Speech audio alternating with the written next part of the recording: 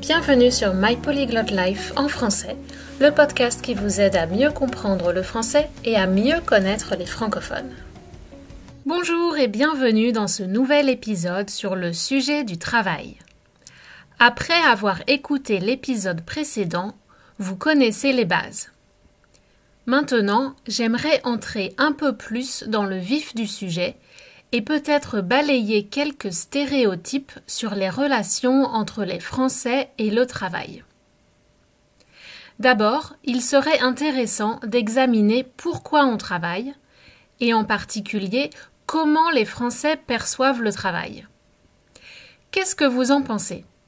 Quelles peuvent être les raisons qui nous poussent à travailler ? Est-ce que les valeurs associées au travail sont les mêmes dans votre pays et en France ? Au sein de l'Union européenne même, les conceptions varient et plusieurs visions coexistent. Des études montrent qu'environ 4 Français sur 10 ne sont pas satisfaits de leur travail et souhaiteraient qu'il occupe moins de place dans leur vie. Je propose de vous donner quelques pistes de réflexion qui peuvent expliquer ce chiffre. Finalement, on ne peut pas parler des Français et du travail sans évoquer le sujet de la grève, donc j'essaierai de vous expliquer pourquoi les Français manifestent et on verra si les Français sont vraiment les champions de la grève. Pour commencer, je veux rappeler que je suis française et que j'ai travaillé en France et à l'étranger en tant qu'employée et chef d'entreprise. Donc, j'estime que j'ai un certain recul pour analyser la situation. Mais pour être honnête, en préparant cet épisode, j'avoue que j'avais moi-même des idées préconçues sur les Français et le travail. Cependant, beaucoup sont très paradoxales, elles semblent opposées. Je suis donc partie de là pour approfondir le sujet et vous le présenter. L'un de ces stéréotypes est que nous sommes un peu feignants. C'est-à-dire qu'on aime bien ne rien faire et on tient à nos jours de congé, ils sont importants pour nous. Pourtant, certaines études placent les Français parmi les travailleurs les plus productifs du monde. Alors ma théorie est que, comme nous voulons profiter de nos congés, nous devons maximiser notre efficacité pendant le temps de travail. Un autre paradoxe se présente quand on examine l'assiduité des Français au travail, c'est-à-dire leur présence régulière. Comme le système social nous protège, certains salariés n'hésitent pas à prendre un congé maladie pour arrêter de travailler pour raisons médicales. C'est ce qu'on appelle l'absentéisme, le fait d'être absent du travail ou de l'école en dehors des congés réguliers. Mais en parallèle, il y a aussi dans les entreprises un phénomène de présentéisme.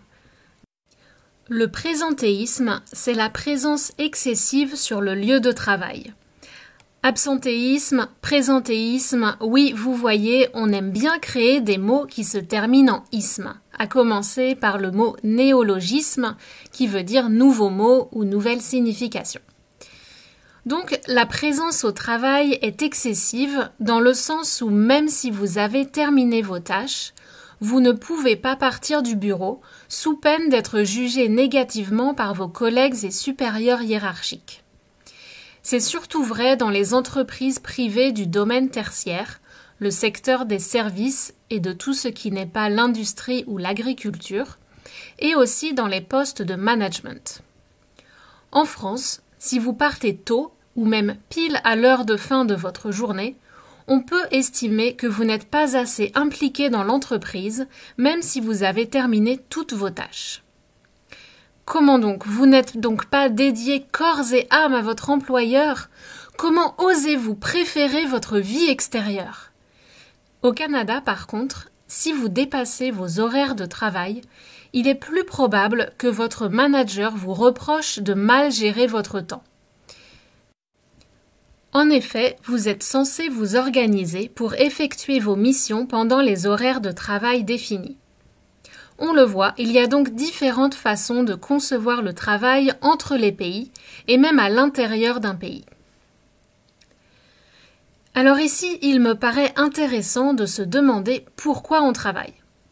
La réponse la plus évidente, c'est bien sûr pour gagner de l'argent pour payer nos factures. Mais dorénavant, le travail ne représente qu'une petite partie de nos vies. Selon le sociologue Jean Viard, entre l'allongement des études, l'accroissement de la longévité et les évolutions de la loi au fil du temps, nous ne passons en moyenne plus que 12% de notre vie à travailler. Alors qu'au milieu du XIXe siècle, le travail représentait jusqu'à 70% de notre existence. Autrefois, on avait aussi beaucoup moins d'options concernant notre vie professionnelle. Les enfants de paysans reprenaient la ferme familiale ou allaient se mettre au service d'autres agriculteurs. Les enfants d'ouvriers se préparaient à travailler à l'usine. Les enseignants et professions libérales, avocats, médecins, notaires, inspiraient leurs enfants à continuer dans la même voie qu'eux, etc. L'appartenance à un groupe social déterminait plus ou moins notre trajectoire dans la vie, et notre emploi n'était qu'une extension de ce groupe et un moyen de boucler les fins de mois et de mettre du beurre dans les épinards, c'est-à-dire de payer nos dépenses et parfois s'accorder un petit extra pour se faire plaisir. Le travail étant beaucoup plus connecté à l'économie réelle, concrète, chacun avait conscience de sa fonction dans le système de production et acceptait sa place au service de la société sans trop se poser de questions.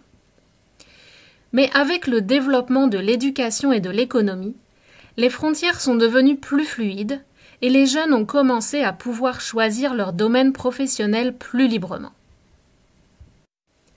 En parallèle, les valeurs individualistes ont commencé à émerger. Notre rapport à la vie en société a changé et notamment la façon dont on envisage le travail. Avec la génération des milléniaux nés dans les années 1980, on constate un rapport au travail totalement inédit. Si vous êtes curieux, je vous laisse googler les termes « les milléniaux et le travail » et vous verrez que c'est un sujet qui fait couler beaucoup d'encre, un sujet dont on parle beaucoup. S'il y a toujours dans le travail cette notion d'appartenance à un groupe, on peut désormais choisir notre groupe et une vision post-matérialiste du travail a commencé à se répandre. Si on a toujours besoin de travailler pour gagner de l'argent, on recherche aussi dans le travail un sentiment d'accomplissement et une possibilité de s'exprimer. On souhaite que notre travail nous aide à nous réaliser, à progresser en tant que personne. Par exemple, selon une enquête, à la question « Qu'évoque le travail pour vous ?», les Anglais répondent majoritairement « la routine », alors que les Français parlent d'accomplissement et de fierté. 70% des Français estiment que le travail est très important dans leur vie, contre 40% des Britanniques. En France, la question « Qu'est-ce que vous faites dans la vie ?», arrive en général très tôt dans la conversation. Même si elle paraît très vague, ne vous y trompez pas, on ne vous demande pas ce que vous aimez faire, mais plutôt ce que vous faites comme métier pour gagner votre vie. Il y a derrière cette question la notion que notre travail nous définit, qu'il est une part de notre identité. Mais cette question provoque de plus en plus un malaise chez certaines personnes qui estiment que leur métier et leur identité sont dissociés. La définition de bon travail semble bloquée dans les années 1970, où cela signifiait un travail qui permet d'avoir une bonne situation, c'est-à-dire avoir un CDI qui permet d'acheter une maison, de fonder un foyer, d'avoir une mutuelle pour payer certains frais médicaux et d'avoir les moyens de partir en vacances. Mais aujourd'hui, un certain nombre de salariés s'ennuient. Ils se posent des questions sur le sens de leur travail et constatent que les valeurs de leur monde professionnel sont parfois en conflit avec leurs valeurs personnelles. C'est cette dissociation qui finit par convaincre certains jeunes ayant fait de longues études pour obtenir un bon travail de tout envoyer promener pour devenir artisan ou agriculteur. Comme on l'a vu, on ne passe plus qu'environ 12% de notre vie au travail et 35 heures hebdomadaires en France, Donc il semble logique que nos priorités se soient déplacées sur les 88% restants. Mais en fait, c'est en confrontant les raisons qui nous poussent à travailler et la réalité du monde du travail aujourd'hui qu'on trouve peut-être l'origine des paradoxes que j'ai énumérés dans la première partie. Je vais vous parler maintenant un peu plus concrètement de la vie d'un salarié en France et nous allons voir que la situation alimente un certain sentiment de malaise vis-à-vis du travail. À première vue, les conditions de travail en France paraissent très favorables. Dès lors, il paraît surprenant que 40% des salariés ne se disent pas satisfaits de leur emploi. Pour trouver des explications à ce chiffre, il faut se pencher sur l'équilibre entre le travail et la vie personnelle d'un côté, et de l'autre, examiner de plus près le système selon lequel est organisé le travail en France et l'impact qu'il a sur les individus dans le domaine professionnel. Quand on analyse les données de la recherche sur le travail en France, le sujet principal qui préoccupe les gens est celui de la famille et de la conciliation avec la vie professionnelle, en particulier chez les femmes qui ont des enfants. Les différences entre hommes et femmes sans enfants vis-à-vis du travail sont de moins en moins flagrantes, mais tout change lorsque les couples ont des enfants en bas âge. Il devient difficile pour les femmes de concilier leur désir de travailler et de mener une carrière, et celui de prendre soin de leur famille. Ces deux aspects sont extrêmement valorisés dans la société française. Être une femme indépendante d'un côté et être une bonne mère de l'autre. Mais est-il vraiment possible et raisonnable d'imaginer combiner les deux ? D'après les enquêtes des sociologues, ce dilemme est mieux vécu dans les pays d'Europe du Nord, où la séparation entre la vie professionnelle et personnelle serait mieux délimitée. La période de confinement liée à la Covid-19 que nous traversons a révélé que même dans les couples où les deux parents télétravaillent, la charge mentale de s'occuper des enfants et de la maison était portée majoritairement par les femmes. Pour approfondir ce sujet, je vous invite à écouter l'épisode 3 du podcast si vous ne l'avez pas déjà fait. En plus d'un équilibre entre vie professionnelle et personnelle difficile à trouver, une autre raison de l'insatisfaction de certains salariés est le niveau de rémunération. En termes de salaire, 17% de la population active française gagne le SMIC, le salaire minimum. C'est le pays européen où cette proportion est la plus élevée. En parlant de salaire, la situation particulière engendrée par le coronavirus a permis de révéler un certain nombre de choses. Premièrement, que les métiers essentiels au fonctionnement basique de la société comme soigner, éduquer, nourrir, nettoyer ou transporter les marchandises sont parmi les plus mal considérés et les plus mal rémunérés. En comparant aux autres pays européens, les enseignants et les personnels soignants en France sont parmi les moins bien payés, alors que le pays est dans le peloton de tête en termes de richesse économique. Deuxièmement, on constate que ces postes sont occupés en majorité par des femmes et on réalise ainsi à quel point les indicateurs qui se contentent de comparer les salaires entre hommes et femmes sur des emplois de niveau égal sont biaisés.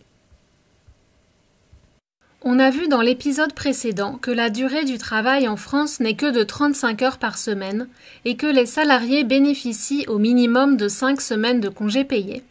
Mais on peut se demander comment les foyers les plus modestes peuvent-ils profiter de ce temps libre s'ils n'ont pas d'argent. Cela peut alimenter leur sentiment d'insatisfaction. C'est sur cet aspect que Nicolas Sarkozy a insisté pendant la campagne présidentielle de 2007. L'un de ses slogans était « Travailler plus pour gagner plus ».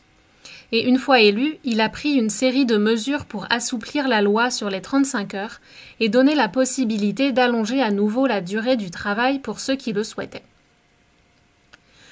Un certain nombre de Français ne sont donc pas satisfaits de leur travail à cause de leur niveau de rémunération et du mauvais équilibre entre vie professionnelle et vie familiale.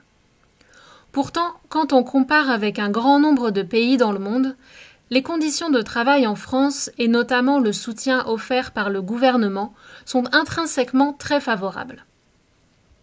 Toutefois, quand on demande à quelqu'un son niveau de satisfaction, on laisse la possibilité aux émotions, aux ressentis, de s'exprimer et l'opinion devient moins rationnelle. Ce n'est pas seulement une question de chiffres et d'horaires, mais de comment on se sent dans son travail, son moral, ses attentes, sa motivation. D'après des entretiens menés par des psychologues du travail, les Français attachent de l'importance à leur progression dans l'entreprise et à la possibilité de se projeter dans l'avenir pour construire une carrière qui leur permet de développer leurs compétences. Les jeunes semblent avoir beaucoup d'espoir à ce niveau-là lorsqu'ils commencent leur carrière, mais la réalité est souvent moins rose. Tout d'abord, la France a un système incroyablement rigide. Il est difficile de licencier un employé, donc embaucher une nouvelle personne est un processus stressant. Il ne faut pas se tromper, ni sur la personne, ni sur les besoins de l'entreprise et sa capacité à payer le salaire sur du long terme. En apparence, l'absence de flexibilité en matière de contrat protège l'employé. En réalité, cela encourage sans doute le recours aux contrats qu'on appelle précaires. À temps partiel, les stages, les CDD et contrats spécifiques subventionnés par l'État par exemple. Avec ces contrats, les employés ont peu de possibilités de se projeter dans l'avenir pour envisager une carrière dans l'entreprise. Ils ne bénéficient pas des mêmes conditions pour accéder à des formations professionnelles. Dans un système plus fluide, les employés ont parfois en fait plus de pouvoir que l'employeur. J'ai vécu cette situation en étant patronne au Canada, où finalement le système est flexible, mais protège plus les salariés que les employeurs à mon avis. Il faut des garde-fous bien sûr, des protections, mais plus l'employé a de pouvoir de négociation, plus il pourra obtenir des conditions favorables. Quand on voit que le niveau d'insatisfaction augmente, plus la stabilité de l'emploi est forte, ça fait réfléchir. Dans ces cas-là, les gens choisissent un métier qui permet de payer les factures et de planifier sa vie à long terme, mais ils n'ont pas forcément les conditions pour se réaliser personnellement. Or, nous avons vu que c'était l'un des aspects du travail les plus importants pour les Français.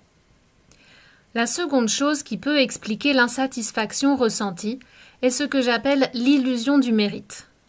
Mériter quelque chose, c'est l'idée que nos actions, si elles ont un impact positif, doivent être récompensées. Par exemple, si j'effectue mes tâches correctement et permets à l'entreprise de bien fonctionner, d'obtenir ou de satisfaire des clients, je mérite une augmentation ou une promotion. Le nom « le mérite » signifie que les récompenses attribuées sont basées sur les performances uniquement. Mais on va voir que ce n'est pas toujours le cas. En France, on constate souvent que la progression dans une entreprise ou dans une carrière a finalement peu à voir avec les compétences, mais dépend plutôt de vos relations, de ce qu'on appelle les pistons. Un piston, à l'origine, c'est une pièce mécanique qui, quand elle est activée, provoque un mouvement. En France, un piston, c'est aussi une personne que vous connaissez, un ami ou un proche de vos proches par exemple, qui vous recommande à son entreprise ou à son administration. Une bonne recommandation fera passer votre CV sur le haut de la pile, même si vous avez moins de qualifications que d'autres candidats, et vous aurez beaucoup plus de chances d'obtenir le poste. Plus la personne qui vous recommande est haut placée dans la hiérarchie, moins on regardera vos compétences. De la même façon, si vous voulez une promotion, soignez votre diplomatie et vos relations avec les personnes qui ont de l'influence, plutôt que de tout miser sur votre efficacité à mener des projets. Bien sûr, vous allez me dire que c'est partout pareil. Mais d'après mon expérience au Canada depuis 10 ans, j'ai constaté que des employés compétents, notamment des nouveaux immigrants sans contact préalable dans le pays, pouvaient obtenir des promotions très rapidement après avoir démontré leurs capacités. Le réseautage est important au Canada aussi, et connaître les bonnes personnes peut accélérer votre carrière, mais je pense que la mobilité verticale dans une entreprise, c'est-à-dire l'accès à des postes plus qualifiés, est beaucoup plus facile et basée sur les compétences de la personne qu'en France. Au Canada, si vous recommandez une personne qui n'est pas qualifiée pour un poste, cela risque d'affecter négativement votre réputation. En France, même si la nouvelle recrue ne fait pas bien son travail, ça ne remet pas en cause la crédibilité du piston qui l'a recommandé, car sa position supérieure ou la relation amicale empêche souvent toute critique. C'est un système qui est parfois assez décourageant, car les salariés n'ont pas le contrôle sur leur avenir dans une entreprise si l'avancement ne dépend pas que de la performance, mais aussi de facteurs extérieurs comme les pistons. D'autant plus que ce n'est pas ce qu'on nous a vendu quand on faisait des études. C'est-à-dire que depuis les années 1970-1980, on dit aux jeunes de faire de longues études pour obtenir un bon travail et un bon salaire, mais finalement, beaucoup de jeunes diplômés ont actuellement des difficultés à trouver un poste, surtout s'ils viennent de quartiers défavorisés, sans connexion familiale et donc sans piston. En réalité, le système des grandes écoles et des écoles privées parallèles au système universitaire public a pour fonction de créer ces connexions et ces réseaux autant que de délivrer des diplômes. Je vous ai parlé du présentéisme et de la pression à montrer que vous êtes impliqué dans votre travail dans la première partie, mais maintenant, on constate que cela ne va pas nécessairement vous permettre de progresser. Donc logiquement, après quelques années de travail, les jeunes diplômés connaissent de plus en plus une désillusion qui leur fait perdre leur motivation à travailler et les amène à souhaiter que le travail occupe moins de place dans leur vie. Un autre aspect qui peut faire perdre la motivation est le style de management. J'ai trouvé au Canada une culture du renforcement positif plus développée qu'en France. Dans mon pays d'origine, si on ne vous dit rien ou si on ne vous fait pas de reproches majeurs, vous pouvez considérer que vous faites une bonne performance. On considère juste que vous faites votre travail et c'est normal, il n'est pas nécessaire d'en faire toute une histoire. Au Canada, à l'inverse, on tend à vous féliciter à la moindre chose, mais par conséquent, il est parfois difficile de distinguer les vrais compliments mérités pour l'accomplissement d'une tâche difficile des compliments offerts pour une chose somme toute assez banale. Cependant, il faut avouer que le renforcement positif est bénéfique pour la confiance en soi et ça fait toujours plaisir. Si vous avez des collaborateurs, je vous encourage à le pratiquer. Le manque de marque d'approbation peut expliquer que certains salariés français soient tentés d'en faire toujours plus pour obtenir ces encouragements et montrer leur implication, ce qui peut amener à brouiller les limites entre la vie professionnelle et la vie privée. Enfin, quand on parle des Français et du travail, on peut difficilement éviter le sujet de la grève. On a vu qu'une partie des Français est mécontente de son travail et voudrait qu'il occupe moins de place. Est-ce donc pour cela que nous faisons la grève ? Pourquoi ne règle-t-on pas les problèmes en interne dans les entreprises et est-ce que c'est une pratique vraiment efficace ? C'est ce que nous allons voir dans la prochaine partie, dans le prochain épisode. Voilà, si vous aimez ce podcast, n'oubliez pas de vous abonner et d'en parler autour de vous et je vous dis à très bientôt sur My Polyglot Life en français.